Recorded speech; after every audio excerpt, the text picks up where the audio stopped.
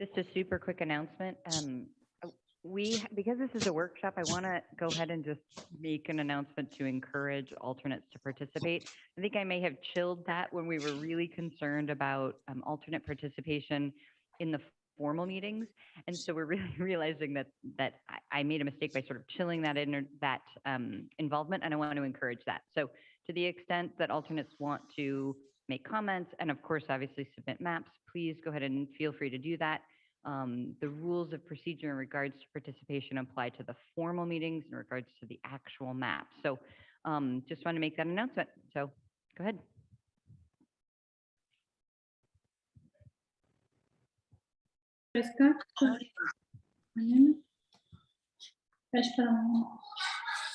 Meeting will please come to order. You could have Ms. Panino lead us in the flag salute.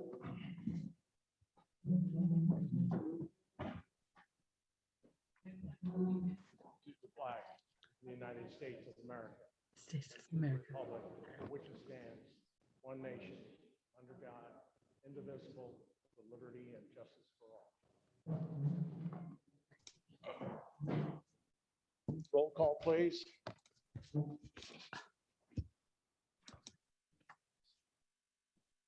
Present.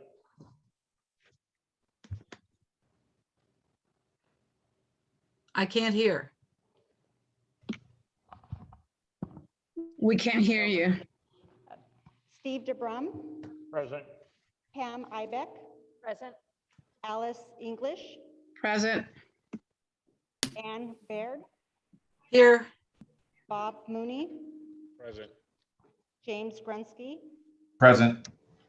Mike Morowit, Present.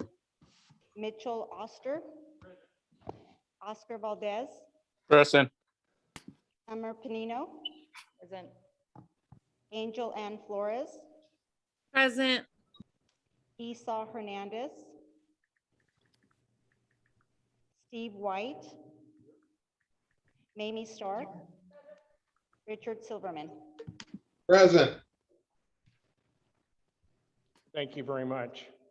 Just an announcement, in today's RAC outreach workshop, we will be doing map visualizations as we did in the prior RAC outreach workshop, and the RAC will begin drawing maps with the RAC meets on October the 13th. So just want to make that announcement.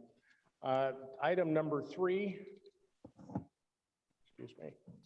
Item number 3 is the action items from the 9:15 minutes for approval.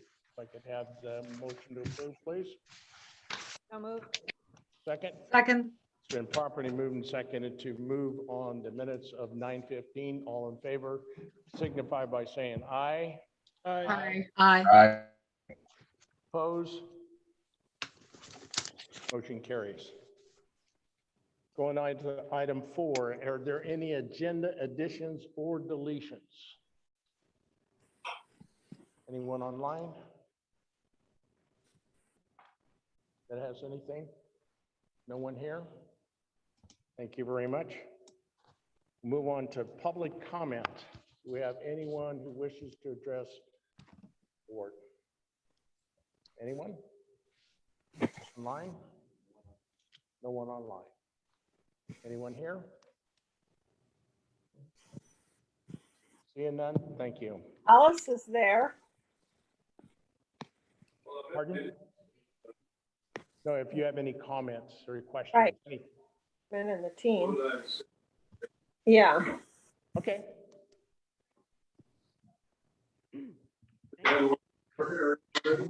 They did 15th of the month. Okay, I'll make it brief. It was 500 words, but okay, one is we have major concerns with taxation without representation. All the supervisors are urban and we're rural. Most of the county, it's agricultural. The second is we're concerned about divisiveness, which is Marxist, or more nicely put, globalist. So I think we need to watch that. And third, the drought recycles with McCollum River. It's like 4 different directions. We need to be represented to protect McCollum River. See, the other is election integrity. I had been a poll inspector in Orange County, and Bob Dornan won. And that was by allies and American citizens. But astoundingly, the general doesn't seem to have a plan. None of them do, at the nor much poll. interest So in how to when get it these men and women and these kids out. drop ballots, Last night I it's got a subject call, to big and they fraud, said there's a even flight. with electronic machines. Could you So hang on a that's second, it. please? Thank you. Could you hang on a second, because it seems like we've got some background noise that's coming in. Yeah. I'm sorry. They're actually in the air Excuse me right for my now. allergies. You're We're fine. You're fine. doing the work that this president wants. Why did you do that baseball game?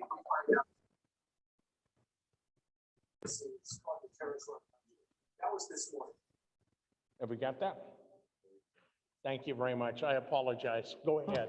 Oh, well, thanks. The last one was election integrity with poll centers, because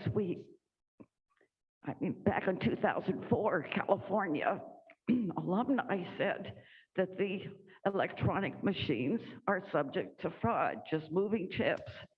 And the in-person voting was to a drop box. So this is a serious issue. So I hope I made it clear at those 4 points. Thank you. Thank you very much. You're welcome. Yes, sir. Yes, Chair, we did receive a couple public comments through the redistricting email. Let's see, I'll read off the first one here. This is just a summary of the ones we received. We had an email from Daryl Lee Bombach asking how was it possible that McNerney became the representative of Tracy, Lodi, and Stockton residents when he is a Bay Area resident. And Mr. Bombach concluded that it was made possible by redistricting, making the Bay Area part of the San Joaquin area. Mr. Bombach added that he finds it ridiculous that any honest person would conclude that Bay Area interests have any relationship to San Joaquin interests. Also, we received an email from a resident who wants to participate in redistricting, And finally, we received an email from a resident who requested to be removed from our email distribution list since he had moved to Georgia. Also wanted to note, Chair, that we received some proposed maps that were submitted by the public. And those maps will be reviewed today through part of our Redistricting Partners Consultants presentation. So that'll be further down the agenda. Thank you. Thank you. Is there anyone else? Yes, sir.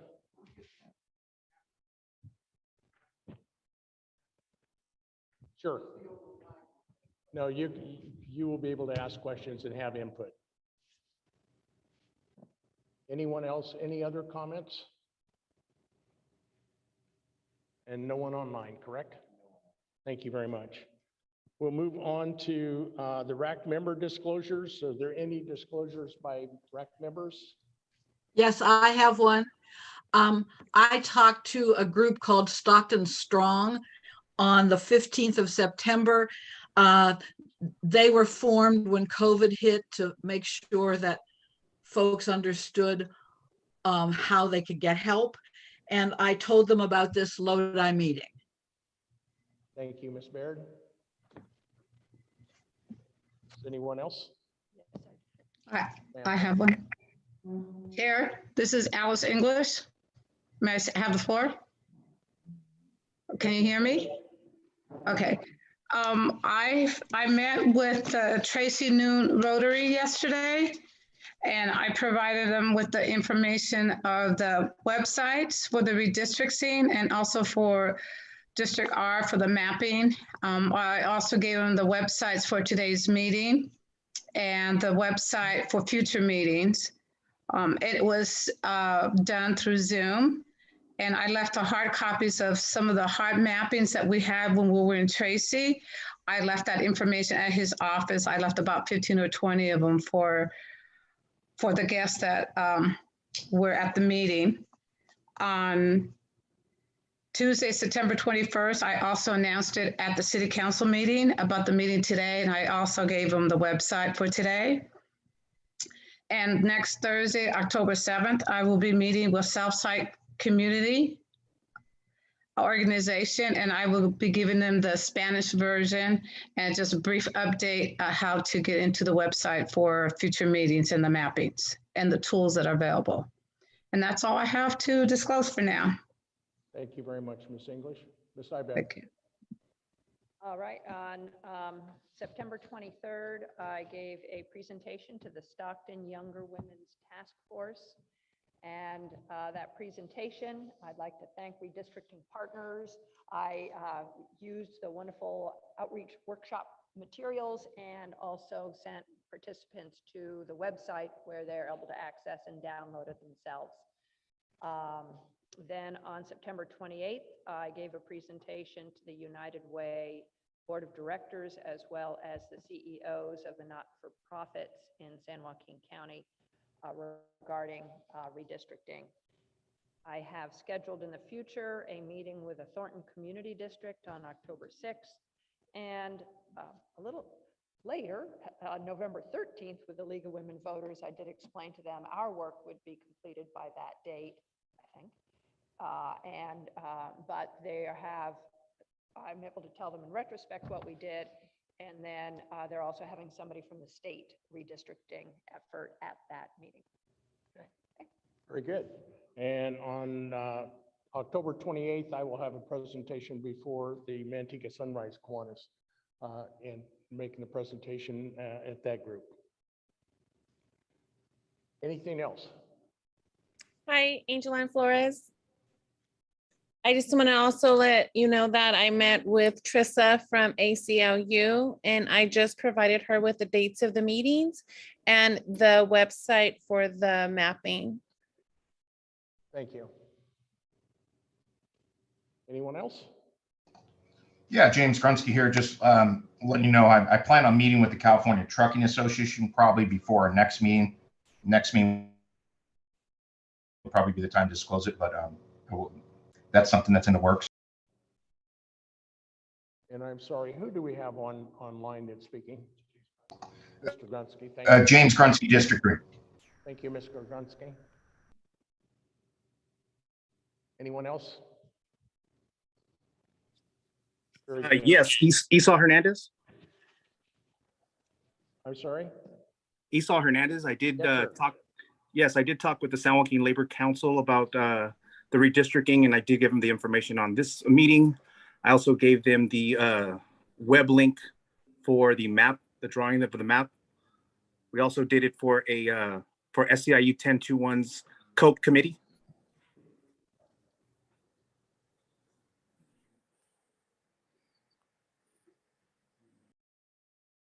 Anything else? No, sir. Thank you. Do you have anyone else here in the room or online? No public comments. Very good. Thank you. We'll move on to community contacts. I think we discussed that of upcoming events that the participants of the RAC committee will be working on. And let's move on to the RAC outreach presentation. And have you missed it? From Redistricting Partners.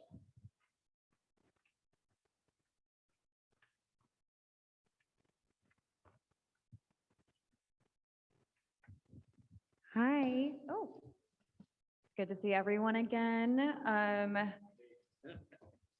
So welcome, and especially welcome to, see if I can get this working.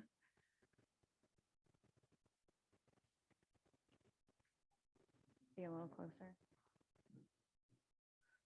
Okay, there we go.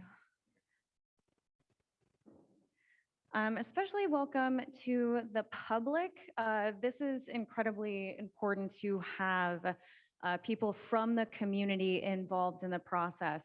You are going to know your communities better than any demographer or any elected official. So we are thrilled to have folks out here today and hopefully online. Today we will be going through what is redistricting, the basics, traditional redistricting principles, what are communities of interest and why they matter. The mapping tool, which is Districtor, that the county is using to collect community of interest input. Then we'll get into public testimony and the best way you can provide your own testimony. And then we'll get into the public hearing schedule. Okay, so what is redistricting? As the slide says, redistricting is the process of adjusting district lines every 10 years after the release of the US Census. So folks tend to be a little bit more familiar with this happening at the federal level and the state level, so assembly and Senate seats.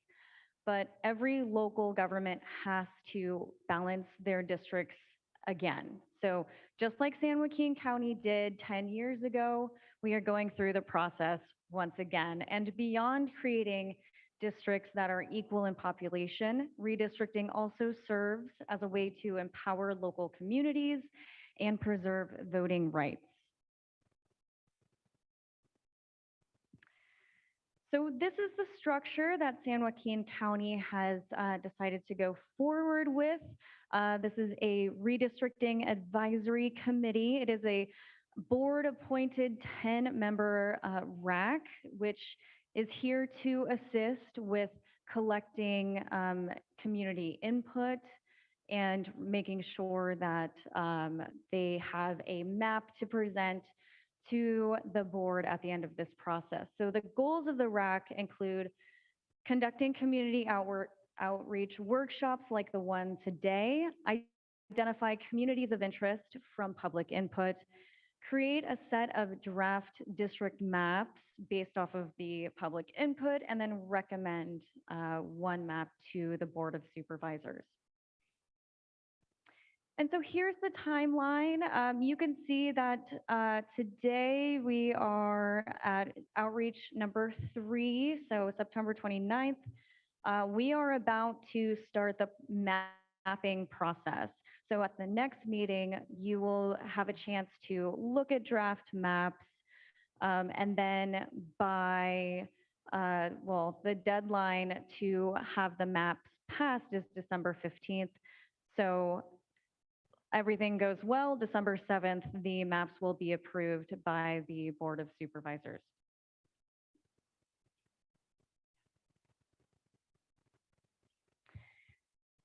So this is the list of redistricting principles that we use to help us in this process. They are here to prevent gerrymanders and make sure that everything is fair and transparent. This here is a ranked criteria according to the Fair Maps Act. So first and foremost, every district has to be relatively equal in size, and we base that off of the US Census data. So we are looking at total population, not citizens, not voters, but the US Census data. Next, the districts have to be contiguous. So this is a word you're really not going to hear outside of redistricting. It basically just means that you keep the entire district whole and that you can draw it with one line.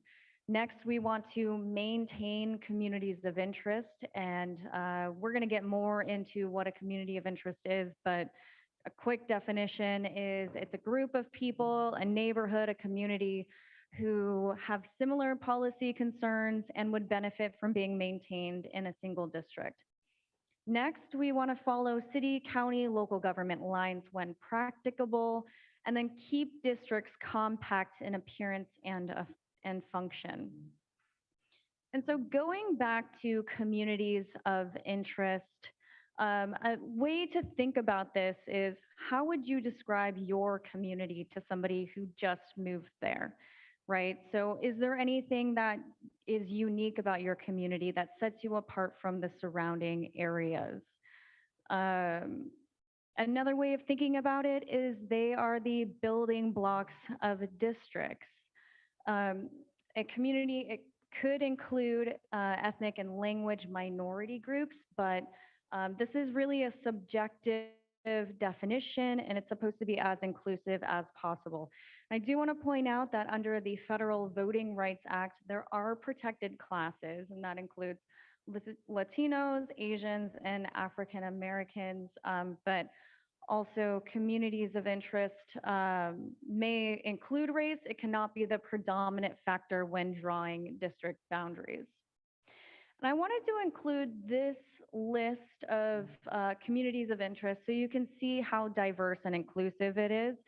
So it goes well beyond your neighborhood. It includes economic interests, school districts, media markets. So I usually like to say if you can make the argument that your community is a community of interest, then it probably is. Unless it's one of these three things. So under the Fair Maps Act, it prohibits these three groups from being considered as a community of interest. Again, to prevent gerrymanders, so political party affiliation, incumbents, political candidates are not considered communities of interest. And then this next part, while not prohibited by the Fair Maps Act, it's just incredibly hard to draw. So groups of similarly minded people who do not share a geographic location or communities of interest that are county-wide. So when we are drawing the maps, we want to make sure that we are protecting communities and not splitting them up, so we're not diluting their voices. And if a community is like 90, 100% of the county, that makes it a little difficult to draw. And we're about to get into some examples of what a community of interest is. And before we do, let's just go over some questions that might help you think about your own communities of interest. So first one, does the community have a shared culture, characteristic, or bond? We've been hearing a lot of folks recently talk about how their communities have come together during COVID-19 or during wildfires and how they shared resources. Or we've heard stories about neighborhoods who share a celebration every year. So think about what makes you unique and brings you together. Next is the community geographic in nature. Can it be mapped? It's incredibly helpful for demographers to know what the street boundaries are. So if you have an idea of where your community interest boundaries are, so street names, maybe a landmark, that would be incredibly helpful when giving testimony. And then finally, what is the community's relationship with the jurisdiction being redistricted? So with the county, and how is it affected by the policy decisions made by the Board of Supervisors? So I believe our chair is going to help us with the next part of this. Thank you, Ms. Stitt. So the question is, a group of renters who live in downtown Stockton testifies to the county redistricting committee. Would this be considered a community of interest? The answer is yes.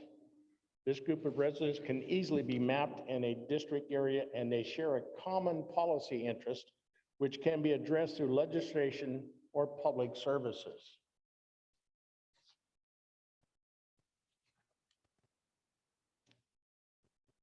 A historically recognized town dating back to the late 1800s, but now has a minimal population, is within the lines of the county. Should the county redistricting committee prioritize this historical town when drawing their maps? And the answer is yes. Historical communities are recognized as a community of interest and should be considered when drawing maps.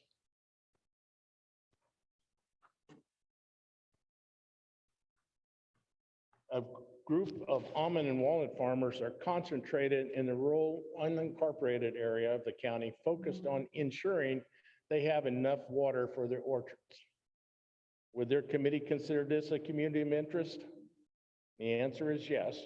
This group of people in a shared geographic location who have similar needs for public services.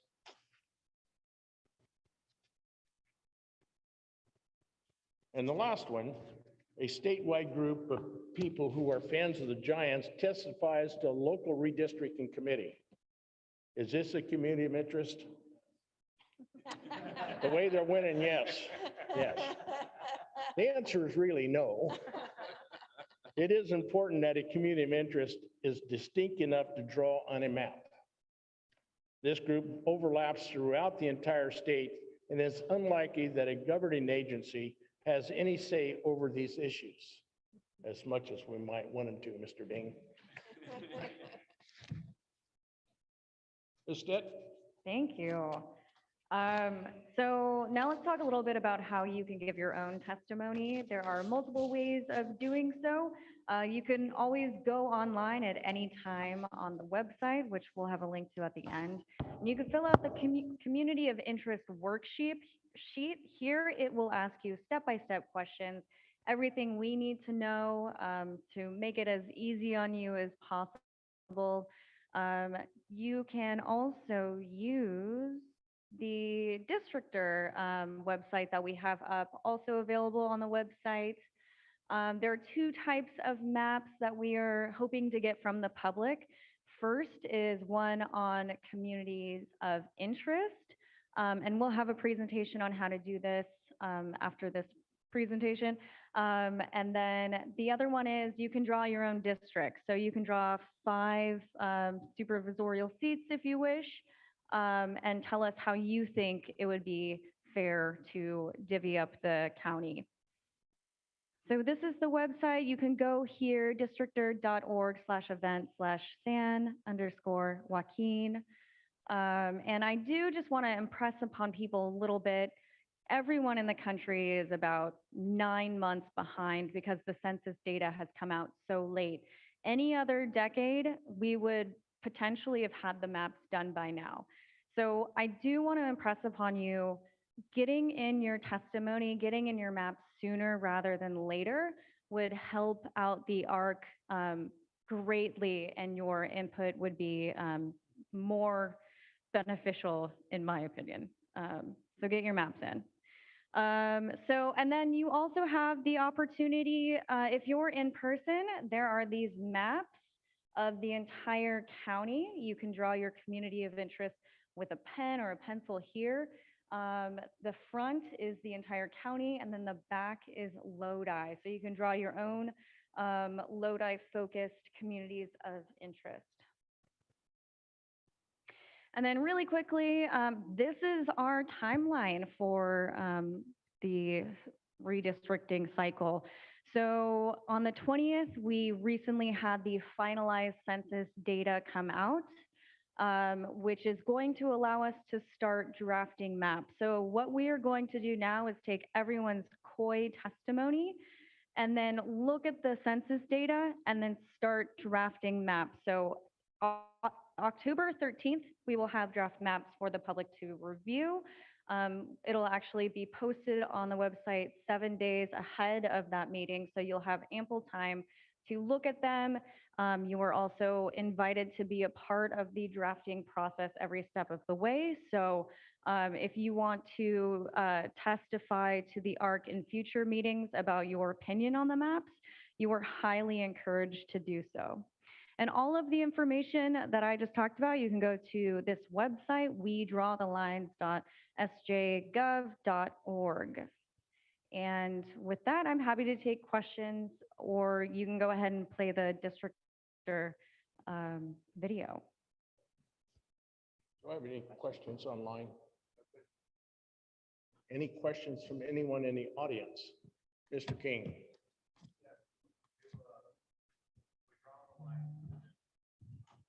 Just so the people. Yeah, no worries. When the people, us, we the people, draw the lines for districts, we talked about demographics and like Latinos, Blacks. Is there a certain population that have to be in each district for the minority groups? I think that really depends on if there's a Section 2 VRA issue. I haven't heard anything yet, but that would be a legal question. But in terms of you drawing the districts yourself, you will have, and we'll go over Districtor as well, you'll have the ability to look at the different demographics, who lives where, but there isn't like a requirement for you to keep, you know, minority groups together unless that's your objective. Great question, Mr. King. Anyone else? Any other questions from the audience? Again, no one online? No one online? Anyone up here? Seeing none? Okay. Mr. Robert? Yeah, I was playing with a Districtor program, and if you go to redraw the map, you know, redraw the lines, there's a PDF showing the existing districts, but if you go to Districtor, that's not available. So that, you know, I personally, I would thought, you know, it might be there so you can just tweak the existing districts rather than have to redraw the whole district. So that's possible to put in the Districtor or not. Mr. Jeffy, can you answer that?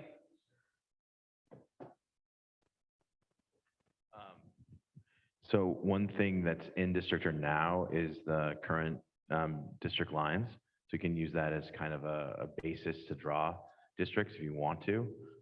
We can hand draw the current district lines into Districtor if you'd like, but we need to do that by hand. So, but the existing districts aren't on Districtor, right? We can add, I thought they're a layer that you can add on to your map. But if they're not, we'll put them up. Chair, that would be helpful.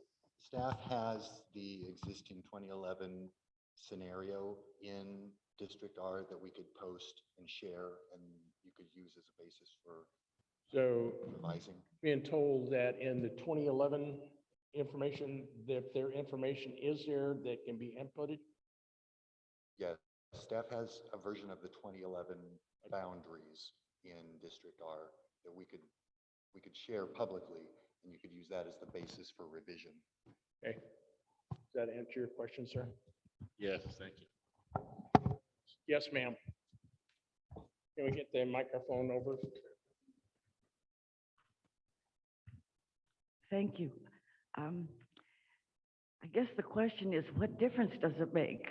Because some people give up in voting, but what happened is with our District 4 with McCollum River shared, it was one supervisor, and everybody locally was against it, but the 4 county supervisors voted for some people who don't live in the state, Nevada, Wyoming. And so it makes people give up. How do we have our vote count? We're District 4 with shared McCollum River and then all the way to Escalon. So can you help figure out how can we be counted as agriculture? Somebody said COI, but what is the solution for this situation? 4 supervisors, all of them urban, voted for outsiders, and it affects the whole county. The Farm Bureau's not happy about it. So what's the solution? I can't tell you how the line was drawn, and I don't have that in front of me as to make that determination. But I know, and it drops all the way down to Ripon, because portion of Ripon is in District 4 all the way to Escalon back up. So I don't know how far that the district currently comes to. If someone can help me out on that. All the way to the county line and the west, all the way to the line on the other side west. Okay, so it wraps all the way around and then down. All right. Pardon? Upside down L. Yes, I understand what you're saying. And that becomes the real tough situation as we get into drawing the maps starting next month.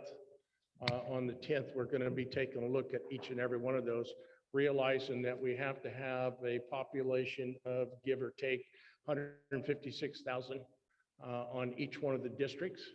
It becomes very difficult. The one thing that we do know right now is that District 5 has roughly 50,000, I believe, more people in the district. And so we start having to move things around and see how that all is going to take place, and going into the 5 districts, being fair with each one of the districts and being a contiguous model as we continue to move forward. So those are the challenges that we are faced with. No, and that's fine. Hang on one second, please. Go ahead. Sorry, my allergies. Would a COI be the whole McCollum River? That includes Lockford, Lodi, Lake. Right. I don't know if that's a solution, but right now we're not represented. I mean, we had a great representative, Chuck Wynn, but he was the only one. Right. Right.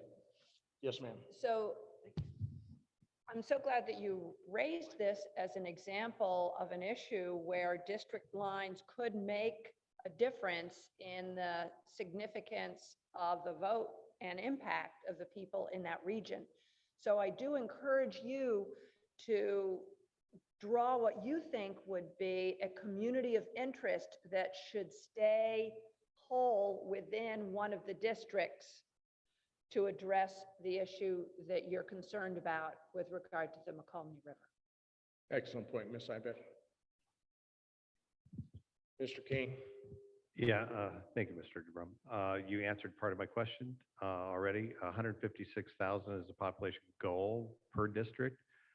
When you draw on the district or mapping tool, will it tell you what your demographics are and population for those districts? That will. Okay. Just to follow up on the chairman's point a few minutes ago, The number you said was 50,000 in that District 5. Is that safe to assume then that it's grown by 50,000 over the last 10 years? Yes, Okay. that's correct. And it's give or take, in fact, the new numbers, we haven't heard what those new numbers are for those that are incarcerated. And so those numbers have to be calculated back into the cities which those individuals came from.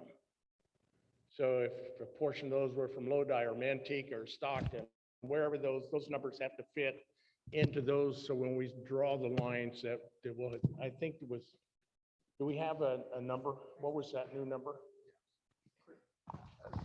Will we Oh, be, Chris will be speaking. will to you it. be sharing the latest and the, I'll be going through all Okay. the current populations of all the districts under the final prisoner reallocated data set in probably 10 minutes. Okay, any other questions? Okay, Mr. Chaffee, the floor is yours. We're gonna start with the video. It's all yours, my friend.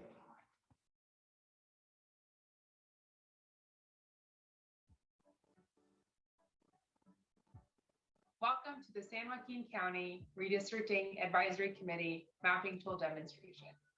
This is one way you can submit information on your community of interest and inform the Redistricting Advisory Committee as to why your community should be preserved within one or more districts as they construct new boundaries this coming fall and winter. You can also submit information utilizing the Community Interest Forum on the website by emailing the committee or attending a public hearing. Information on each of these will be at the end of this video and they're on the website. Let's get started. When you open the San Joaquin County Districtor page, this is what you will see. You'll see that there is a description of the supervisor districts and the county, some background information. You have some more information on San Joaquin County redistricting. And if you click on this website link, then you will go to the Redistricting Advisory Committee page and find out more specific information there. In Districtor, there is a couple of sections for the San Joaquin County Districtor page. You have the Start Drawing Your Community section, which we will click on in a little bit. It's this bright orangey red button, which will lead us to the Districtor map where we can start drawing community of interest maps. You also have the Public Gallery section, and here we can see we've already had a couple of submissions. So any of these will be used as community of interest testimony, and the RAC and the San Joaquin County Board of Supervisors will look at this as testimony when they're drawing draft maps and final plans. There's also a section for work in progress maps and a section to find out a little bit more about the census data and San Joaquin County. So now let's start drawing a community of interest. So we go back, scroll up, and now you click on this orange red button. It's going to take us directly to the San Joaquin County Districtor site. And here we can see the border of the county. And you might be asking yourself, what are these light gray lines and why is the county broken up in this way? So if we remember about redistricting and the criteria about equal population and creating districts of equal population, we do that using census data. And here we see that the county is broken up into census blocks. And so that's why we have these gray lines. When you also first open Districtor, you will be directed to having the hand tool where you can click on the map and move the map. You can also zoom in and out by using your mouse. On the left-hand side of your screen, you'll see that there is a search bar, so you can type in any address in the county of San Joaquin, and it will zoom you specifically to that address. On the left-hand side, we also have a zoom in and zoom out buttons with the plus and minus, and a reset button to have your map pointing north. On the right-hand side, again, we have that pan tool. And if we click on the brush tool, it will take us to the area where we can start drawing maps. You have this really dynamic tool for the brush stroke size. And we'll see that if we move the toggle all the way to the right, we can grab a lot of census blocks. And if we move it to the left, we can grab less. You have the erase button, which is what it sounds like. We can erase anything that you would like to get rid of. And you also have the inspect tool. So if you hover over a specific census block, it will give you specific information on that block based on the 2020 census data. So we'll go back to the paintbrush tool to start drawing some districts as an example, or community of interest as an example. So when you want to click on an area, you just go ahead and click away and it will grab the census blocks. And right now it always starts with the color blue. You can add as many communities of interest as you would like in this community of interest tool. So we can add as many as we want. For the Districtor community of interest tool, you will be able to overlap some areas, because we do know that some communities have overlap. There's some similarities, and if you'd like to describe that in an area, you can do so here. You will not be able to overlap districts in the Districtor tool for drawing specific map plans or partial districts, where you are able to do that here. If you don't want your communities of interest to overlap, then you can click on the Lock Already Drawn Districts button. And now when we try to grab some of the blue, won't let us. At any point when you're drawing your communities of interest, you can go down to the selection area and you can see which communities of interest you have already drawn. To name those, you click on the color, and now we can name a specific district. I'm going to name this work. And in the description box, you can add as much description as you would like. And you can tell us where that specific community is, what bonds your community together, what's important about it, and then how your community relates to the San Joaquin County Board of Supervisors. We have an area called Important Places. So we know that while there's our communities of interest that are vast geographies, we also know that there are specific locations that are important to communities. So to use the Important Places tool, you click on this blue button with the pin drop, and now we're able to add specific points. What's different here with the Important Places is that any place that you choose, the dot will not change color. So there will always be red dots, but you can also name these. So if we hover over this dot, we can see that it is the first point that we created. And if we name it, and now if we hover over that point, then it will be called something else. Oh, we named the second one, it's called Dog Park. If you'd like to get rid of a specific point, then you click on this little trash can button and it will get rid of any point that you would like to remove. You also have this description box here to add any more information about your specific location. And we can think of locations as amenities, but locations could also be a nuisance to community members around an area. So if we think of a stadium, people could really like it because it brings in folks to the area. You know, you can go to a ball game, but neighbors in another area may think of that specific stadium as a nuisance because parking may be really difficult during specific times when there's games, or you could have other folks walking around that you may not want to be there. So having this location point is something that you can use and add and expand on for your communities of interest. We also have a data layer tab. So if you click on this tab, you'll be able to see a couple of other layers. So you can show the community numbers. You can show your census geography and block groups or tracts. And we can also see municipalities. So these are the cities in San Joaquin County. So if we zoom out, we'll be able to see a couple of the cities. You can also look at some demographics. So So you can show the total population. You can look at Hispanic, Asian, and Black population of the county. And you can also look at citizen voting age population, which is the data set that is used for Voting Rights Act districts. So again, we have that for Hispanic, Asian, Black, and Native Hawaiian Pacific Islander and American Indian. The evaluation tab is something that we see more often used in Districtor when you are drawing specific districts. We know that you don't need census data to describe your community. You don't need to look at any other data set to do that. This evaluation tab shows the communities that you've created and compares it to the county of San Joaquin. So again, it's here to look at, but we see it to be most useful tab when you are drawing districts or partial districts, which that will come after we've used this as a community of interest tool. Now, to save your map, there's a couple of ways that you can share it. You click on the save button and now another window will pop up and you will be able to share your map to the gallery, which is in that section on the Districtor San Joaquin County page.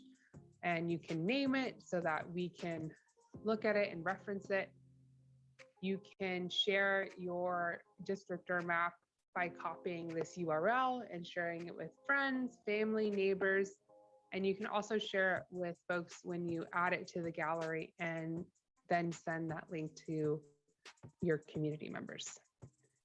If you click on this button all the way to the right-hand side, it gives you a couple of other options for how you can share your district plan. You can share it as a PDF, so you can print it out, or you can also share it as a mapping file called a shapefile and use that and look at your specific file in other mapping softwares such as Maptitude or Esri.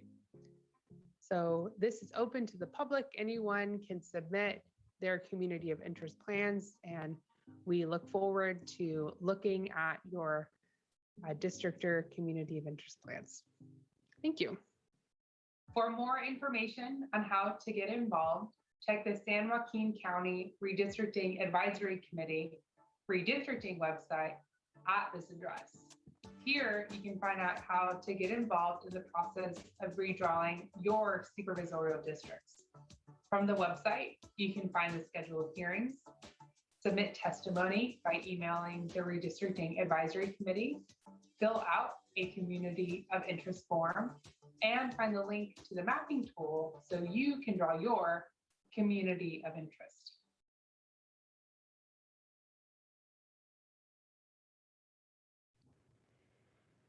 Okay, now we get to have fun with Districtor.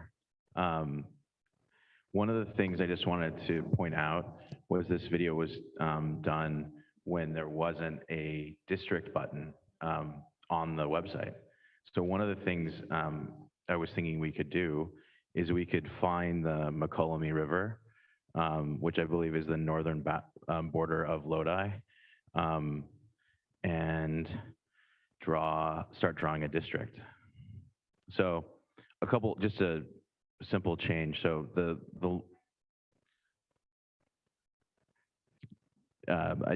thank you. I will request your help in 2 minutes, but I just wanted to show that we have now the new draw your 5 districts in purple. So I'm going to click into that button, and then I'm going to go to the northern border of of Lodi, and we can start drawing. But one thing I wanted to point out is I'm going to turn on municipalities as a layer. And this is a place where we can put the current lines as a layer as well to help show you where those are. But let's go zoom in to the Lodi area. And I believe this is the McCollum River as it goes all the way out to the Comanche Reservoir. So if I wanted to use that line and say that the communities of interest started at the northern border of Lodi, including Woodbridge and then tracked Victor, Lockford, maybe Dogtown, all the way to the northeast corner, I would click on the paintbrush and start drawing. And just basically click across. And then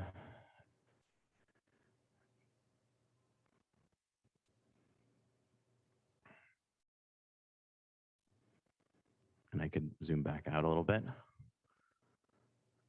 and click in, include my favorite census designated place of Dogtown, and kind of the rural areas south of Victor and Lockford. And I think maybe go, what do you think? Go all the way into Kohlerville and up to the San Joaquin border. And then what's really cool about this districting option is I can switch over to population, and now I can see that the blue shaded area that I've just drawn is only 19,000, is 7 people under 20,000 people. And you can see that the ideal population with the current numbers is 155,462 people. And so this is much smaller than a district needs to be, right? So it's showing we're 80% off, underpopulated, if this was our only district. If we added Lodi to this, this area, we're still going to be slightly under. And I think there's actually a map that I'm going to show in a minute. Oh, and you said go all the way over to Terminus, right? So take Thornton, take this other part of Lodi that's non-contiguous, and let's go all the way over to Delta parts. And maybe we could even draw all the way across the top of Stockton and all the way out. And you're still short by about 60,000 people. So this is one option, and I just wanted to show that how simple it is to do it. This is probably a 2-minute presentation to draw this first district, but the other thing is if you wanted to keep going and try to unite maybe the eastern agricultural base, you could draw, I think we're gonna have to go all the way to Escalon, and you're still short. So we could go almost all the way into Stockton, wrap around and go down to Manteca, and now you're a little bit over. But this is showing, and so with this map, I've basically included the entire eastern sector of the county, and this L, or I guess number 7 district, would encapsulate a lot of the agricultural base of the county.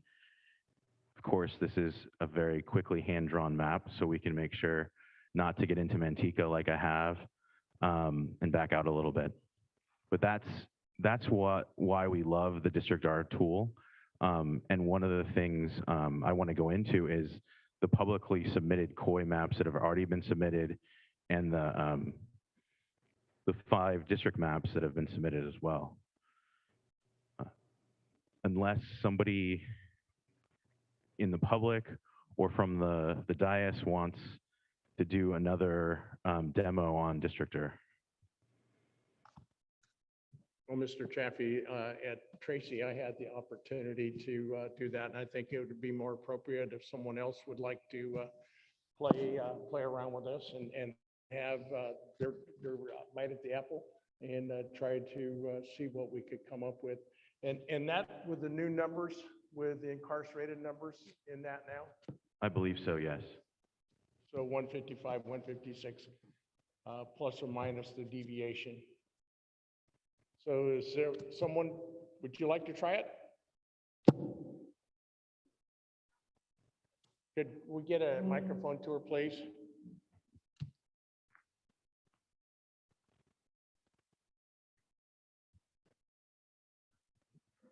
I can't hear you. Thank you. It's a common concern countywide for the drought recycles. And so what happens is we only have one vote on the county with the county supervisors. And yet it affects the whole county with allergies, health, drought recycles. So it's chopping it up, and it's not a benefit to the whole county because it's a common issue. Water, agriculture, and drought recycles. So that's the dilemma I see. It is a very tough situation, and I played around with it 2 weeks ago, and trying to get those numbers at that 156 somewhere in that it becomes difficult, and trying to be fair and taking everything into consideration and realizing that we have one representative from each one of our districts that represents us with that one vote. Manteca has two supervisors. Pardon? Three. No, two. We have this, Mr. Did you have something? Yes, Mr. Oster? So I wanted to add something. I come from, previously I lived in the Bay Area, and there's an effort throughout the state, really around the country, but really in California, there's an effort to impose in cities districts where there weren't before. So people would be elected to the city council at large, everyone could vote. And San Mateo County was actually the last county of the 58 in California to go to districts.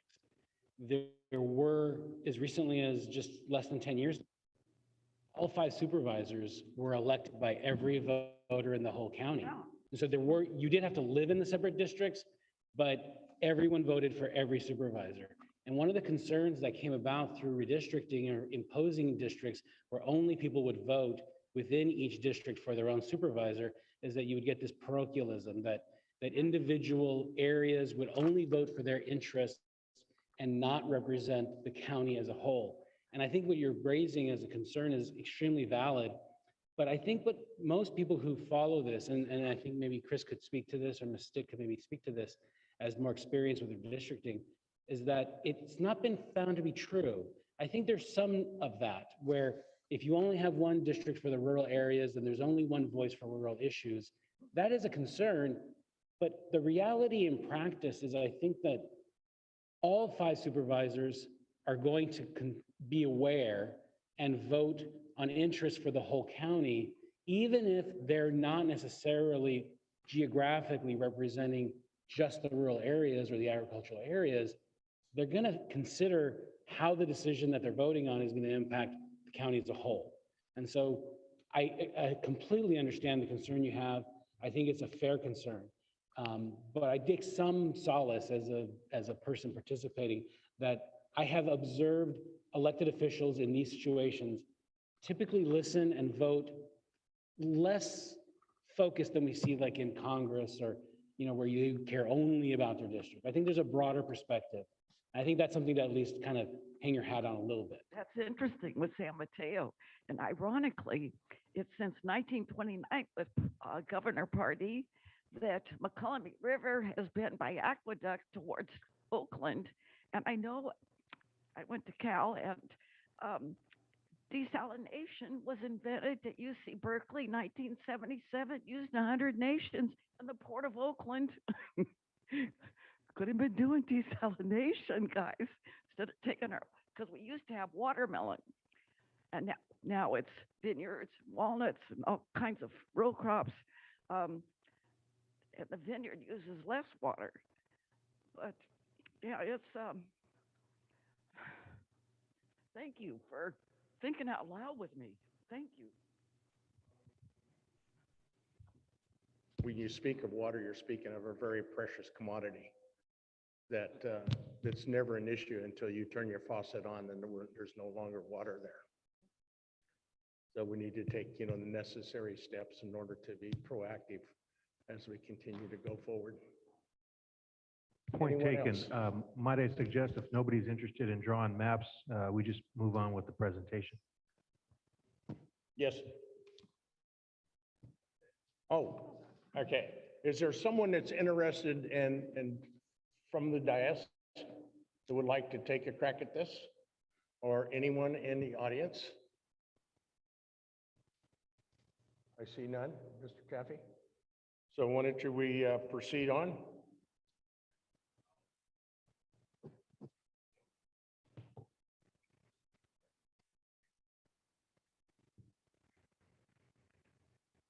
You're dealing with how to build a community of interest. Is that what you're on now? Yeah. Perfect.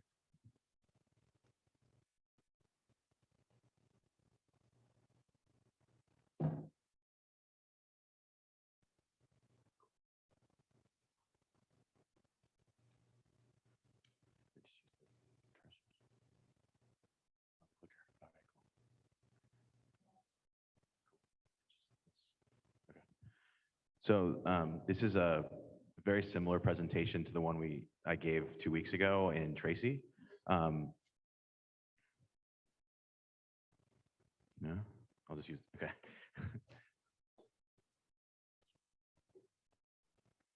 So I just want to go through the timeline. We'll go through the final state redistricting data set with the current lines.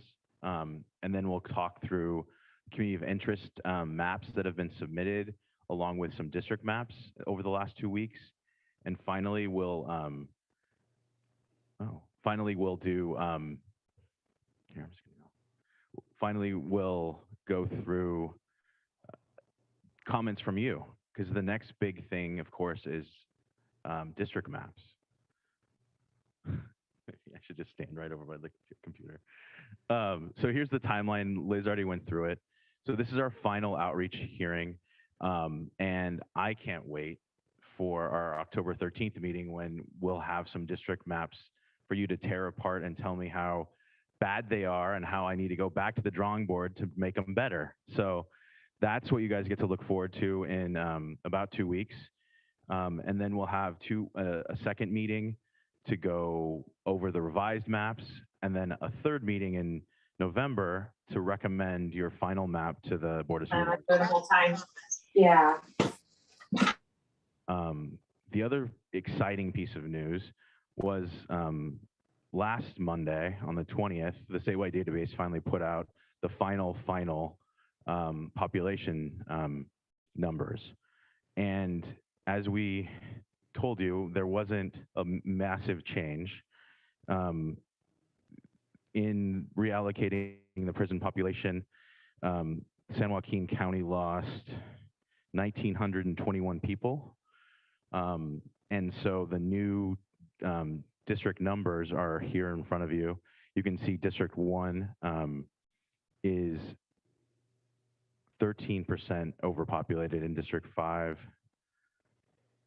is underpopulated by 5.7%. So you have a total deviation of 19.4%. And then, so those haven't really changed much. I think the biggest thing I wanted to go through next, go ahead. I'd just like to make a point to the people in the room that are new to this, is that when he talks about underpopulated, that just means relative to the other districts. Over the last 10 years, our county has gained substantial population. It's just that growth in population has been in different regions within the county. And so assuming that it isn't very different from the data that was handed out 2 weeks ago, while overall our county grew by almost 14%, District 4 grew at 5%. So I'm sorry, let me step in here. I'm sorry. So yeah, San Joaquin grew substantially faster than the rest of the state. With the new numbers, the state, the county grew by 93,000 people. And District 5 actually had the largest growth, and its current deviation is around 14.7% overpopulated, whereas District 4 is the one that is underpopulated by 8.1%. And so that's the numbers we saw, I think, in Tracy. The numbers have changed just slightly under the prison reallocated population data and final data set that we got on Monday. And my point was just that I don't want anyone leaving thinking that District 4 lost population when you said underpopulated. Everybody grew, just a different amount. So relative to each other, District 4 is too low, District 5 is too high in population. And remember, we're trying to get to that ideal population of 155,462, I believe. So that's what, when I say, and thank you for correcting me. Sorry. Thank you for correcting me on that terminology, because I don't want to say, I use underpopulated, and that just creates a value, and I'm not trying to place a value statement on that at all. So, so thank you so much for that. The other thing I wanted to do is just go through kind of the themes from the communities of interest testimony that we've already received. And I think we heard a lot of them last week with the COI testimony, or 2 weeks ago, COI testimony that we discussed. But some of that testimony was making sure to unite Tracy with Mountain House, that we could create that commuter district that we drew live in Tracy, linking Mountain House to Tracy to Western Ranch and South Stockton. And then just acknowledging that we have to split Stockton because due to its size.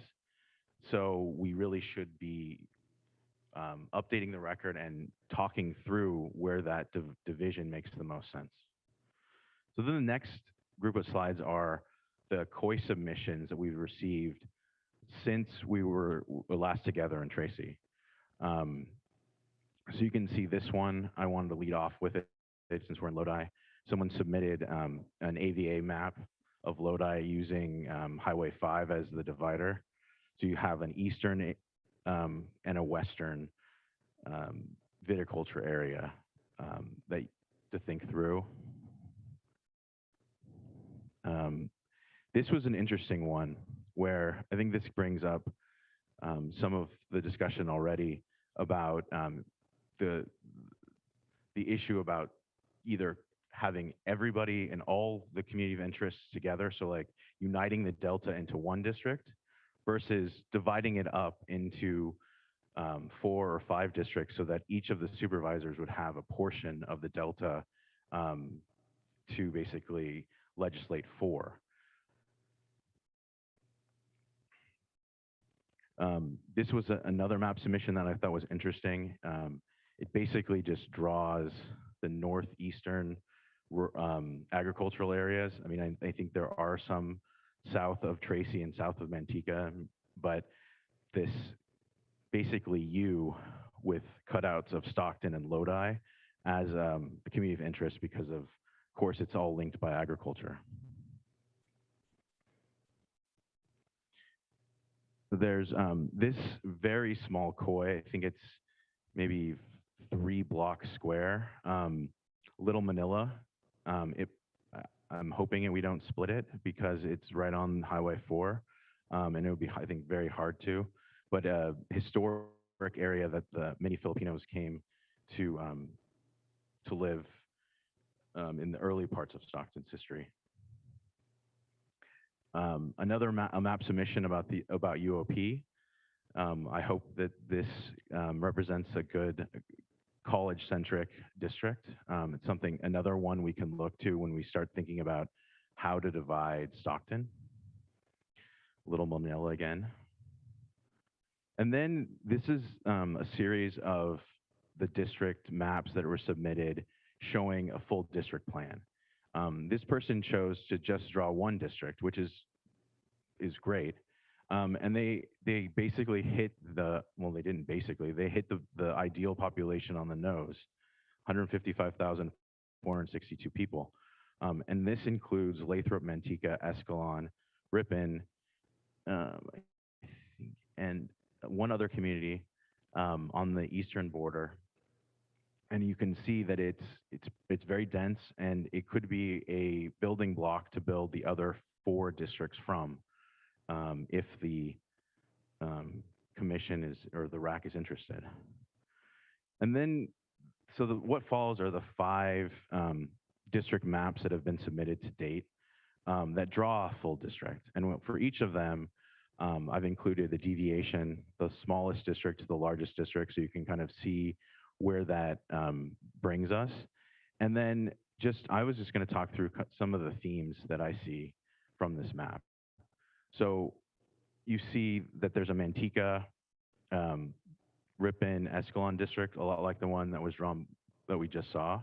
You have the Tracy district connected to Mountain House. And then you have a rural district that wraps around Stockton and includes Lodi and the northeastern corner of the county. And then you have Stockton basically split in a northwest, north-south split. You do though see parts of Stockton are in the yellow district on both sides, on the southwestern corner and also the northeastern corner. But one thing I want for the RAC and the public to see is that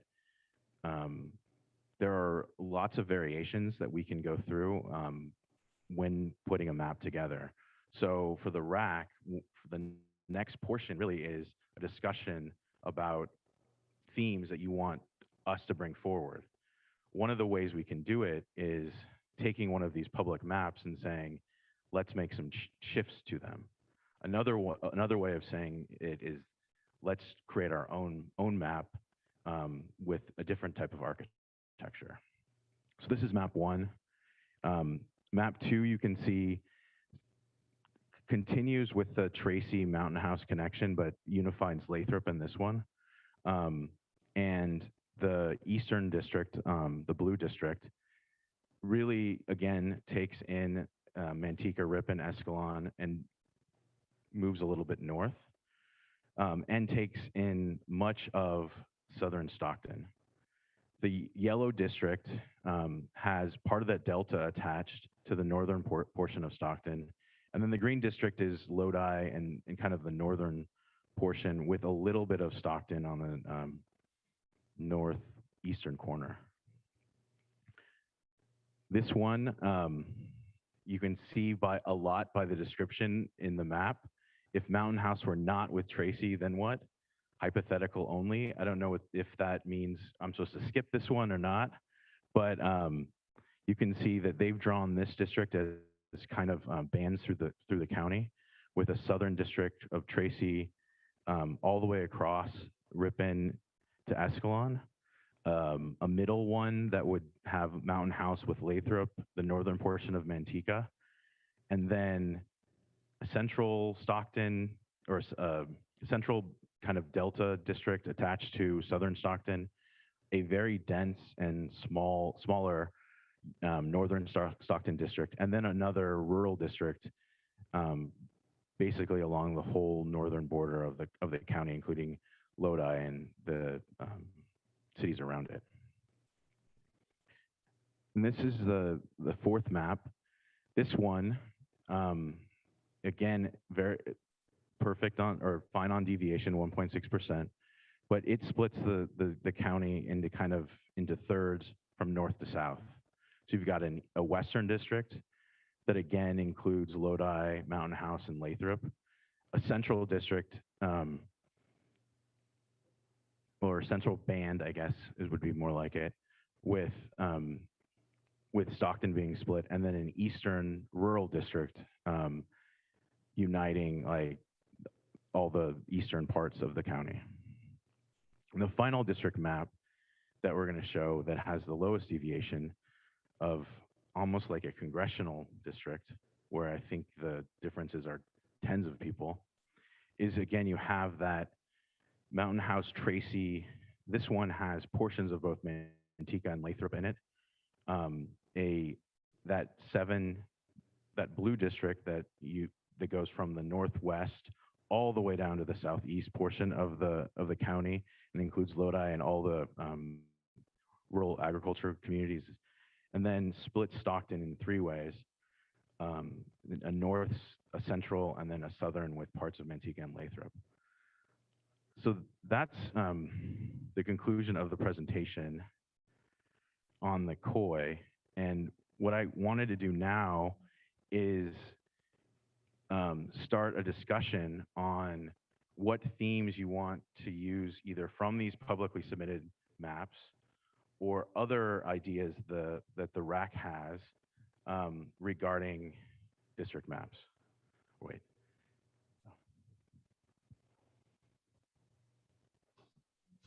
So is it okay if you want me to close this down and? Sure.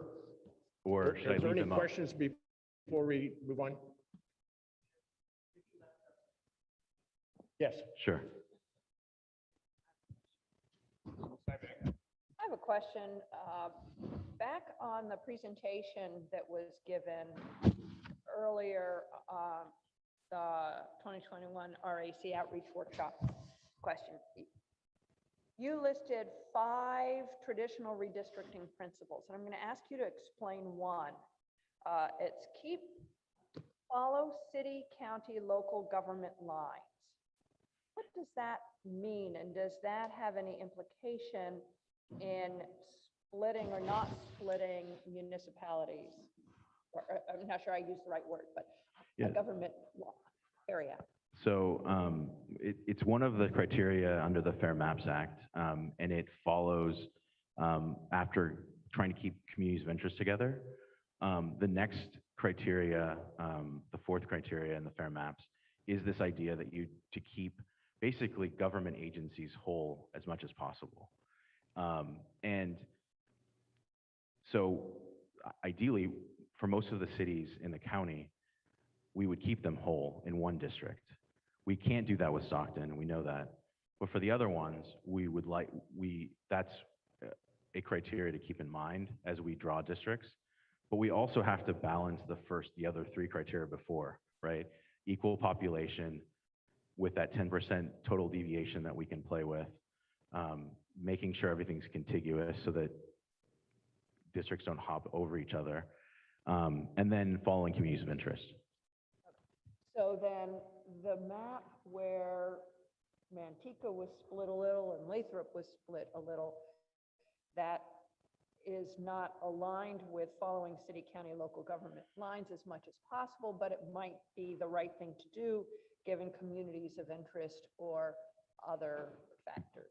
Exactly. And I think one of the things that this is a great map to think through, because this shows a variance between districts of 23 people, right? So it's almost every single one is exactly the same.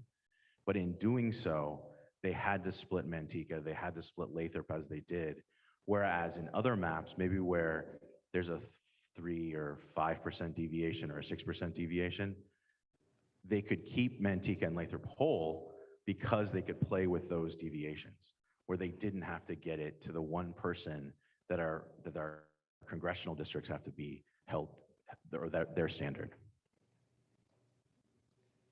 Mr. Oster? Chris, I have a question about the map, and you don't need to go back to it, but the one that was the thirds, where it was Yeah. long and skinny.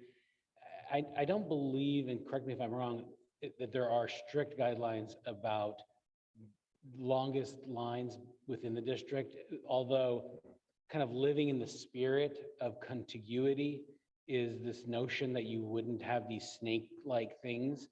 And that it would be really difficult because cities are kind of blob-shaped, it would be challenging to have long, skinny districts. But in kind of maybe informal or experiential guidelines, is there any kind of literature or research about the longest line at the end of within a district, and whether that's something that we can use kind of informally to help us as we look at these different things, we're balancing the actual formal guidelines to kind of add as an extra flavor or a guide that is not, again, not formal, but informal. Well, actually, what you're getting at is the fifth criteria in the Fair Maps Act, right? Compactness. The lowest criteria on our map or on our list. And that's the idea that you want to have like nicely shaped districts, right? You want to have circles and squares and not squiggly lines. Hard part is in reality, if you look at the boundaries of Stockton, it's not a square, it's not a circle. There's tons of squiggly lines in there.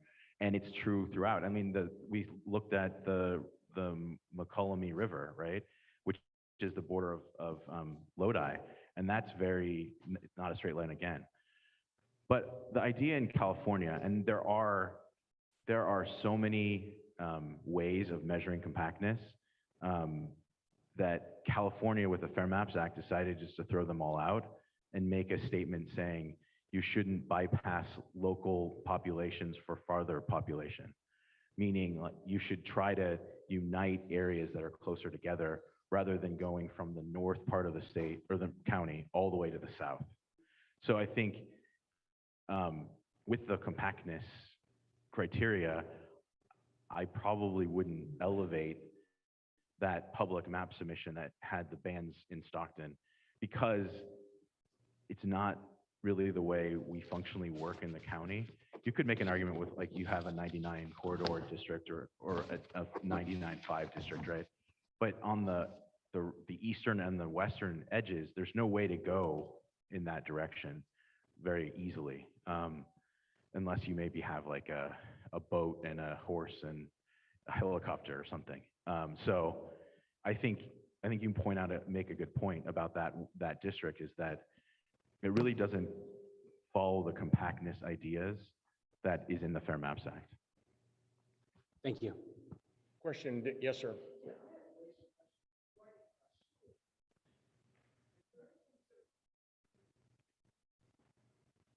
Thank you. I was just wondering about school districts. And because there appears to be some similarity in contiguous groups of people in districts.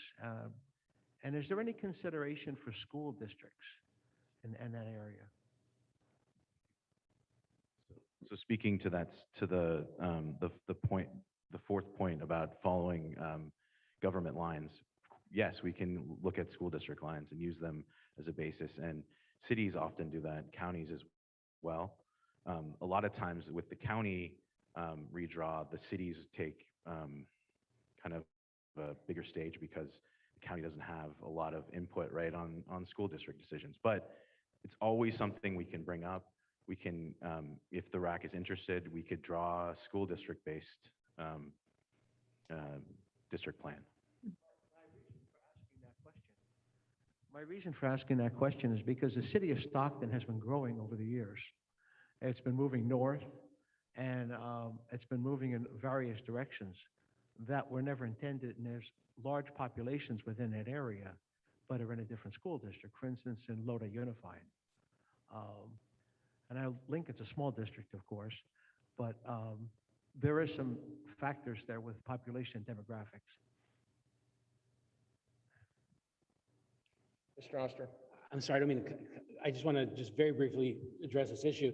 The one concern I would have about relying too greatly on school districts is that unlike municipalities like the cities that are in the county, which very rarely change in size, occasionally there's annexation, but school districts change in size all the time. And they change and add things more frequently. All the time is maybe an overstatement, but they are more malleable and they are responsive to different forces. So I would say it's important to consider them, but I would put less weight than keeping Ripon together or keeping Escalon together or keeping as many of these communities that are cities, because those typically are more persistently sized. That's how I would think of it, as one person's opinion. Ms. Ibeck. Yeah, you had a question. I was just about to mumble to you, hey, let's be thoughtful about this stuff. Sorry, now you've all heard it. Yes, ma'am. I have a question. They say at one time, maybe Star would know, Lodi Unified was the third largest school district in the state. And my mother was very upset when it went to the county. We lost the local schools. So that's interesting to think about. I wish I could understand. So did San Mateo give up the idea of everyone voting for all the supervisors? Why did they give up on that? It was under the threat of the force of law. Yeah, it was, San Mateo County is way too large to have all at large voting. So there literally was a lawsuit, but it was preempted by action by the Board of Supervisors. They self-imposed districts, but there was a lawsuit arriving. It was in transit, so to speak, and they were going to be forced.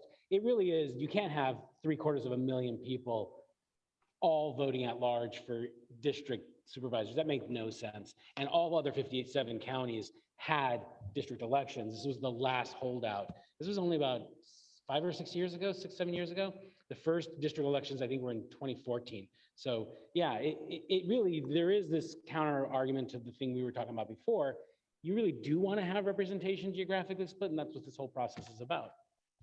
Well, it's interesting. There's like 3 major areas there, and it can't help but begin to think about maybe the Senate taking care of the common concerns and the representatives taking care of the areas, and thereby, at least we're talking about the common concerns, which is, I've heard most popularly, people concerned about agriculture and water for San Joaquin County.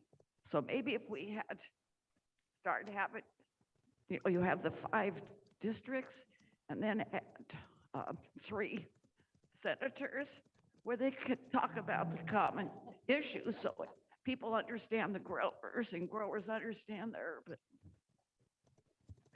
Thank you. Mr. Chaffee, can you go back to map 1?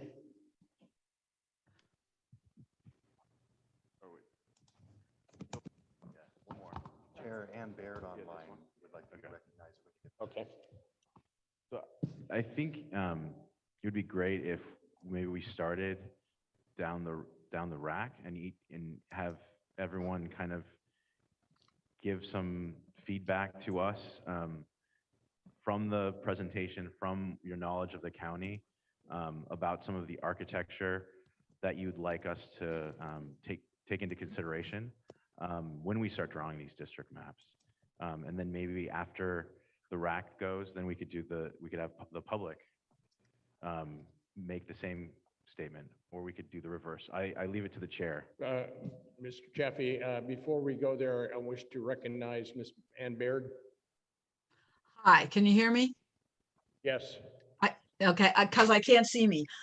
My point is, I would really hope that we could keep the cities together, except for Stockton. Manteca was split last time. I think that's ridiculous. I don't know all the numbers, but it seems to me Tracy and Mountain House look good. Maybe Manteca and Lathrop together. The smaller cities, it would be easier. And of course, we could split Stockton, but it just seems to me to split a small city like Manteca or Lathrop is just insane. Okay, thank you. Sure. Mr. Chaffee, I want to go back and your question. Oh, my question was, do we want to go through and have, like Ms. Baird just did, have everyone on the rack comment, and then have the members of the public? Then the public, okay? Yeah. All right, so I'm gonna go start right up here at the dais. Does anyone on the dais wish to comment in any direction? Ms. Ibeck? I think there's a lot of details that need to be sorted out in understanding whether the split proposed in this map of Stockton makes sense. And when I say makes sense, I'm actually thinking about communities of interest. And I could repeat that with, I think, every map that we talk about. So I'll just register that thought here and not repeat it in future maps. I think what's very interesting and what's been commented is the fact that when we start to look at agriculture and water and what is really important, is the fact that how do you keep everything kind of in an open keel, and how do we examine, the agricultural portion? Because as we move all around, if we go to South Manteca, Escalon, up on the west side or the east side, come back, you're into agriculture every area that you touch, including out to the Delta and how we look at that. Now you get around, Stockton centric and the community of Lodi itself, the community of, each one of the cities, that's a different aspect that we have to look at. But agriculture becomes a very, very important thing that we need to look at in the entire community. And so as we continue to look at these maps, as how we're going to build upon them and still keep within the confines of that 156 number that we need to look at, and what's fair and equitable to each one of the communities. Does anyone online have any comment? I just have, if we could, this is Alice English, if we could go back, I know, to one of the maps, a hypothetical one, that was, the lines were going across, if Mountain House was not included with Tracy, because I don't know if a lot of people are aware that Tracy does have a lot of ag land. Yes, that one. And I'm trying to see where the lines are. Is that part of Manteca and Lathrop, and it goes to Ripon and Escalon? Am I looking at that correctly? Yes. And that's just hypothetical. It's not, it's just something that somebody put in there. But the numbers are pretty much in line as well, right? And the only city that I could see that split is a little bit of Manteca and part of Lathrop. But everything else is intact, correct? Yes.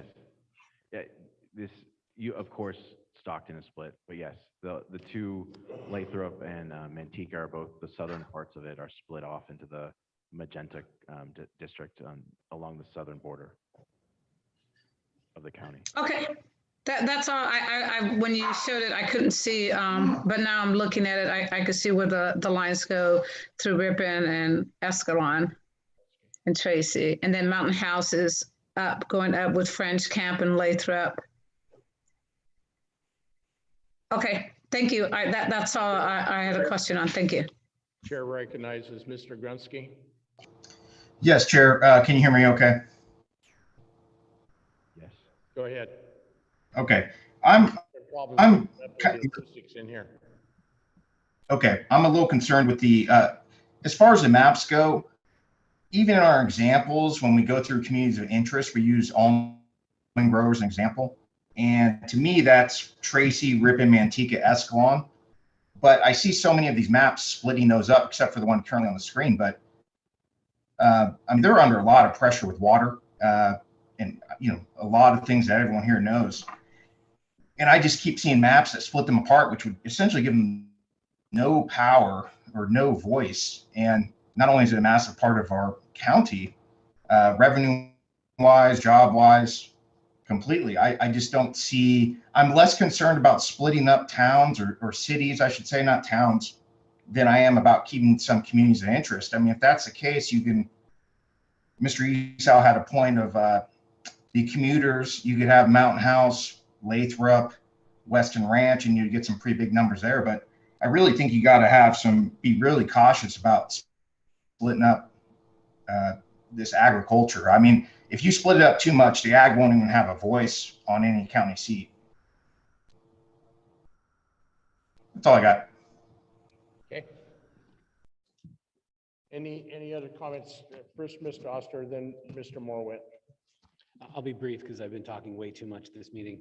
I have three concepts that have come out for me through this process. The first is we spent a lot of time talking about the agricultural base and whether or not it should be put together or divided up. And those are really, really important questions.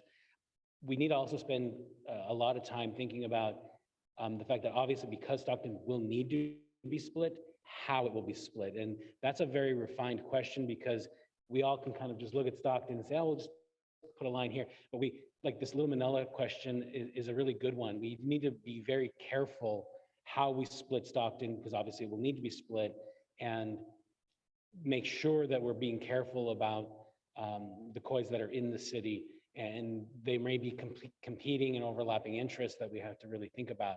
The line has to go somewhere.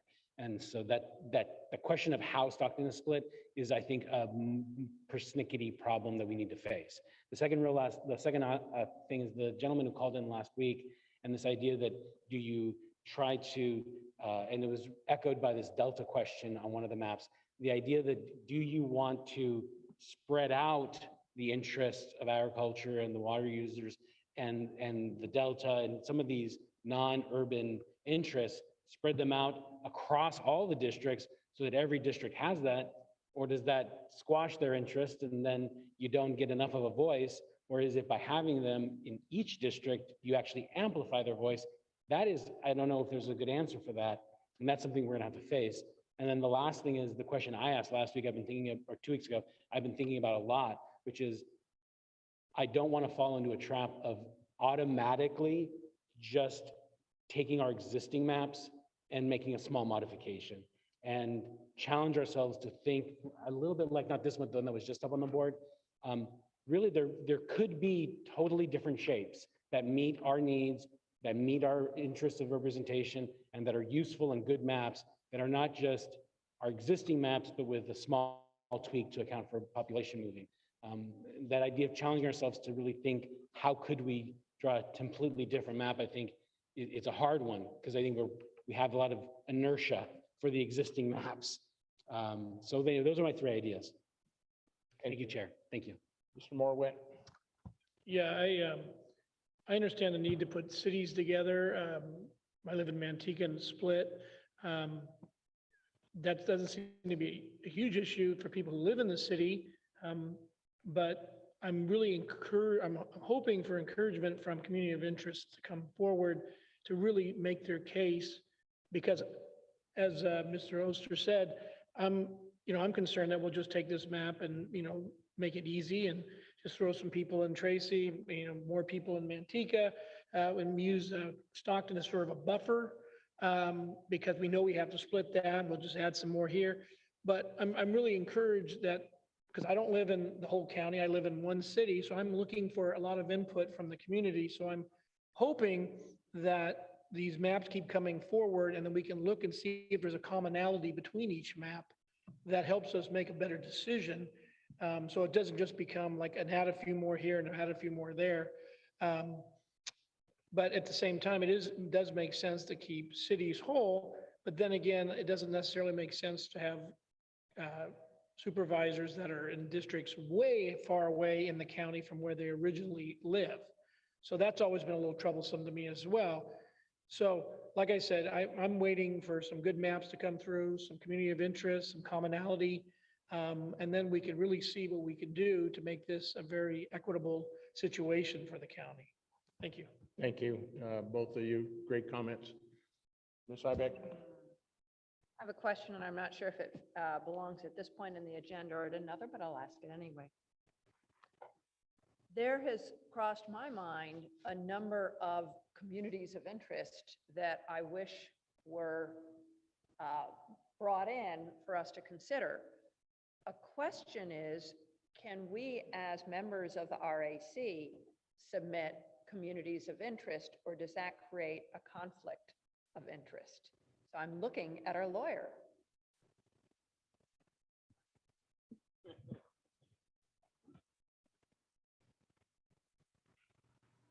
think that's our responsibility.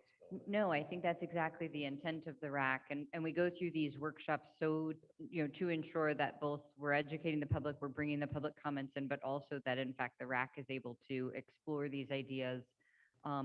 It essentially, to put it in context, this session and the sessions that we have are under the Brown Act, something that's considered a study session. And so these sessions are for all of these ideas to be exchanged. And I see no difference from that kind of exchange of ideas to the submission of a COI or the submission of a map. And in fact, that goes for, of course, the sitting RAC members as well as the alternates in terms of those proposals.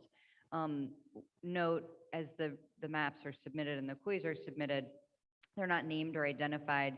It really is that generation of information and input. So as a RAC member, you remain a community member. That doesn't change. I see no conflict or issue with RAC members or alternates submitting. So we're definitely asking for the public to submit, as well as RAC and alternate. Thank you. Yes, ma'am. Hang on a second. Let's get you the microphone.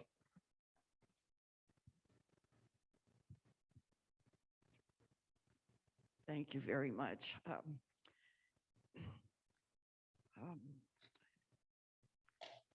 The fact is, a major issue is San Jose used to be a garden vegetable place. Are we going to have concrete jungle on Lodi, the most fertile soil in the world?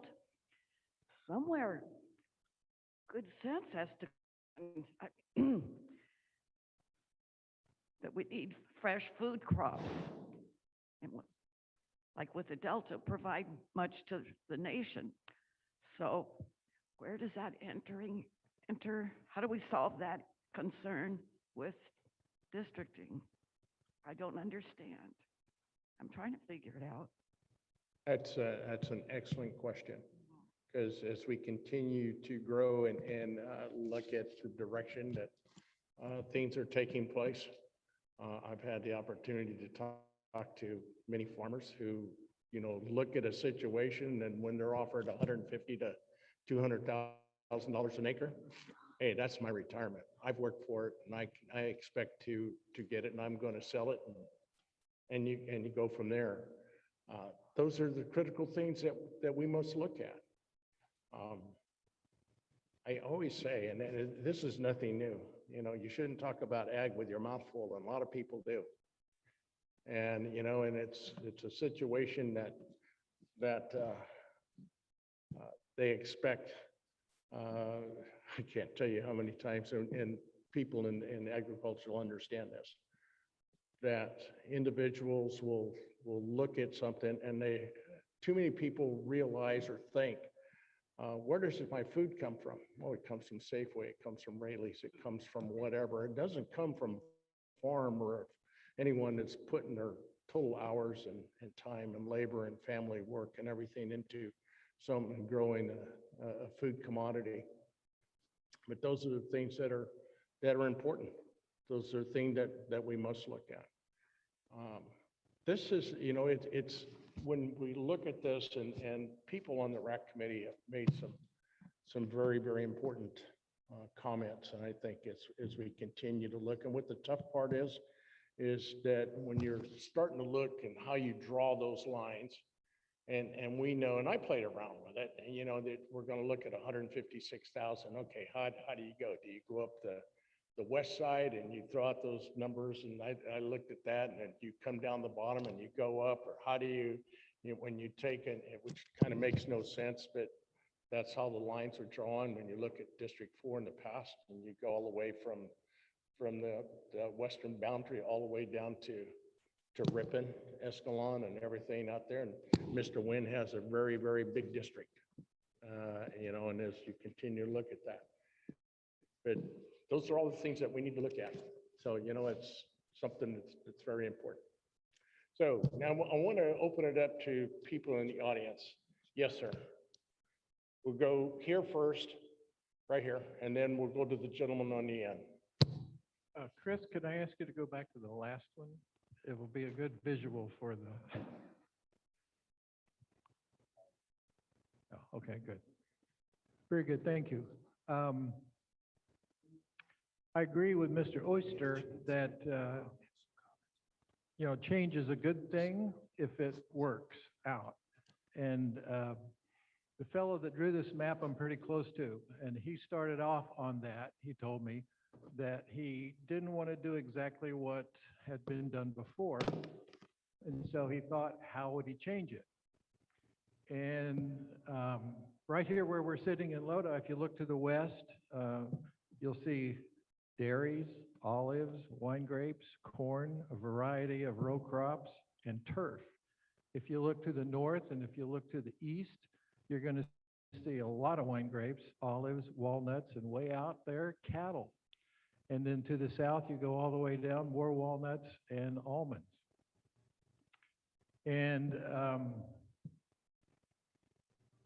if the other maps that you see bifurcating from north to south, then it automatically splits up that ag, L, if you will. And when that happens, then the ag has to get more people from urban areas, right? The metropolitan areas in our county. And that could be weakening of the ag that is so important to us. And it is very important. In fact, the survey that we saw from the last presentation, the number one thing that the people of San Joaquin County, some 7,000 of them answered the survey, said number one, preserving and enhancing ag lands was the most important thing for them. And the second thing was protecting Delta waterways and our water quality in San Joaquin County, which is great. And so I think the largest community of interest that San Joaquin County has is that one that contributes over $6 billion to our local economy and creates 1 in every 11 jobs. So that's 10% of our people who live in the cities as well as out in the farmland. In that blue map up there, you know, you see Lodi, and you see Thornton, Acampo, Lockford, Clements, Linden, Escalon, and Ripon. Now, Lodi by far is the largest one of those mentioned, but when I moved here some 34 years ago, Lodi was the second largest community in San Joaquin County. Now it's been passed by Tracy and been passed by Manteca in population size, and will be passed by Lathrop before too many years go by. And so we're talking about a culture here in that big blue area that really helps define who we are. And there's many things that define who we are. A county that speaks 41 languages. Another area of interest up there is Lodi Unified School District. It's just not in Lodi. We have farm schools to the west, farm schools to the east, and go down to Hammer Lane in North Stockton, Lodi Unified School District. So communities of interest, certainly ag. That's a huge one. I can't think of anyone any larger. Lodi Unified School District, McCullamy River. We just practiced on that today. And the people that don't live here, wine-loving tourists, they come here and they deposit a lot of their money here. In 2019, just over 1 million tourists stayed in Lodi and contribute now 25% of our tax dollar. And most of the wineries are not inside the city limits of Lodi. Right. So they contribute a pretty penny to our tax coffers for the county. So that upside L works pretty hard for us, whether we live in the communities or we live in the farmland. It's been doing a good job, and I couldn't figure out how to change it. So I didn't. I just made it hit 155,462. I was 0.4 off. So I'm looking for that little short person, I guess, that could fill that. So thank you very much. Thank you for your comments. To the gentleman on the end, please. Just to bring something up, and you mentioned farmers and money and selling their property. I guess the bottom line here is the political representatives that we're going to eventually vote for. And of course, when you speak about politics, money seems to come into play. Maybe just not in Washington, but this whole local area. And it seems as though that the demographics of the underprivileged people in Stockton, as Mr. Marowitz, I believe I pronounced it correctly, yeah, had mentioned that it'd be wonderful if we had some more concrete representation of those folks other than just the well-heeled agricultural area granted, they input a lot into our district, and it's vital for our whole industry and our well-being. But we have to be more inclusive, I feel, when we consider those. And of course, that's up to the representatives. But I just wanted to throw out, when you speak of money in politics and who has the vested interest, we could all name 5 names, community builders, whether it be Spanos or Beck or whomever. They have a vested interest of all properties west of I-5 or north of Hammer Lane. So I'm just throwing that out as to be some food for thought, so to speak. Thank you. Thank you very much. Points well taken. We have some additional information from anyone in the audience. Anyone online? Mr. Kwong, you have some information regarding planning?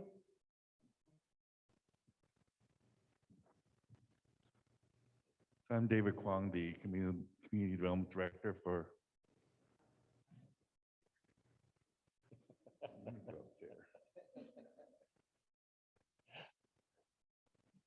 I'm the Community Development Director for the county. And as it relates to this particular effort, there's been a lot of planning, a lot of growth. I think that's been some of the issues over the last 10 years. And obviously the numbers, as you can tell, there's been a lot of growth in the respective communities.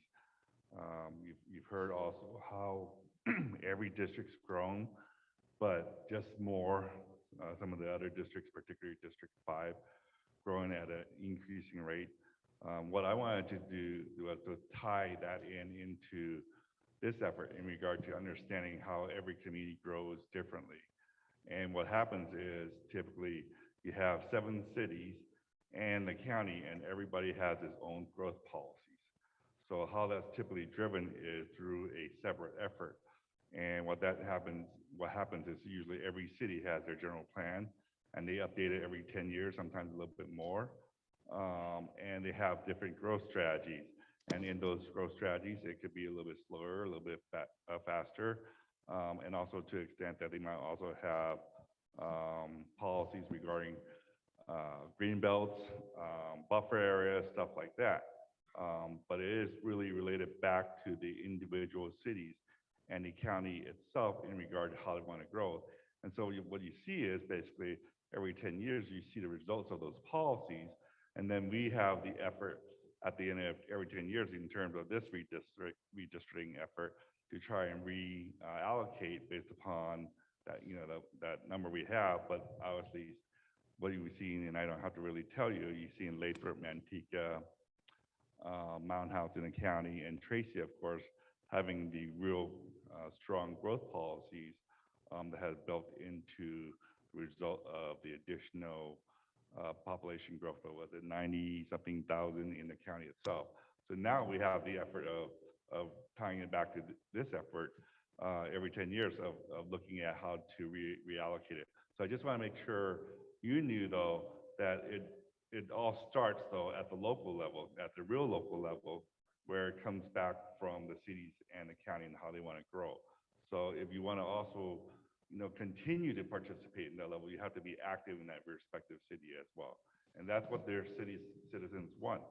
Their citizens help to vote to put in the type of representatives in those respective jurisdictions, and that's the way they want to grow. So, and we're seeing now, in terms of the whole holistic effort of the county itself, what has to happen, what is happening. And frankly, probably in 2030, you're going to continue to see understanding some of the respective cities and the county's growth patterns and the respective general plan, what's going to happen in terms of continuing those policies. And we'll be doing this again in 2030, but don't know obviously what that number will be. But it's continuing in that same trajectory. So I just want to make sure I kind of point that out and tie in those policies, and I'm open for any questions as well. We have any questions? Anybody here at the dais? Anyone online? No one online? Anyone in the audience? Yes, ma'am. We'll get you the microphone, please. Thank you.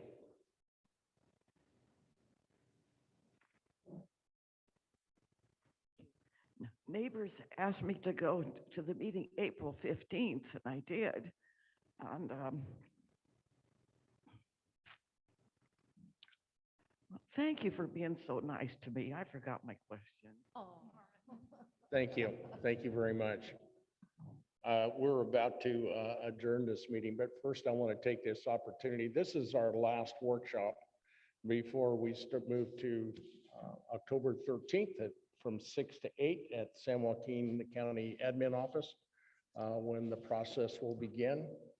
I want to take this opportunity to thank each and every one of you for coming out. Mr. Fowler and I had a discussion yesterday, and I said, he said, well, I don't know what the turnouts be. I says, you're going to have people from Lodi there. I said, I know people in Lodi. My business was agriculture, so I'm retired now, but so I have a love for something that provides the food and fiber for all the people in the world. It's just not here in California, but when we look all over the world, I think there was some excellent points brought out by this gentleman of the numbers that are out there. But you guys didn't let me down. This was a very spirited discussion, and I thank everyone for your participation, everyone in the audience, the people in the dais, the people online, for your commitment and dedication that you have given to us here as the process moves forward. Now the real fun begins in a couple of weeks.